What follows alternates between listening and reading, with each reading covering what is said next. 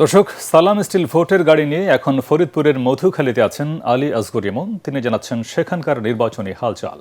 সালাম স্টিল ভোটের গাড়ি নিয়ে আমরা চলতে চলতে চলে এসেছি ফরিদপুর 1 আসনের চর নওপাড়া এলাকায়। নির্বাচনের প্রস্তুতি কেমন দেখতেছেন? ভোটাররা আপনাদের বাড়িতে আসে ভালোই, ওনার ফিল ভালোই। জি ফের ভোট চাই ওনার। আপনার প্রত্যাশা কি যে নির্বাচিত হবে তার কাছ থেকে কি চান? তার কাছে চাই আমার এই ফরিদপুর 1 আসনে যাতে উন্নয়ন হয়, গরিব মানুষ যাতে 2 মুঠো ডাল ভাত খেয়ে যাতে বাইসে থাকতে পারে, এই উন্নয়নটুকু তার কাছে চাই, প্রত্যাশা করি। যারা আমাদের পাশে থাকবে তাড়াতাড়ি বলতে পারবে। আচ্ছা, কি প্রত্যাশা করেন এবার যারা নির্বাচিত হবে তাদের কাছ থেকে আপনারা কি চান?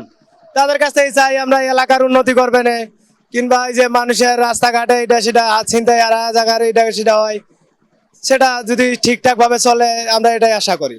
এখানকার শ্রমিকরাই বলছিলেন যারা শ্রমিকদের স্বার্থ বুঝবে, শ্রমিকদের দুঃখ কষ্ট বুঝবে, তাদেরকেই ভোট দেবে এ সকল শ্রমিকরা। সালাম স্টিল ভোটের গাড়ি নিয়ে যে কোনো সময় পৌঁছে যাব আপনার শহরে, আপনার এলাকায়। আমাদের সঙ্গে থাকুন।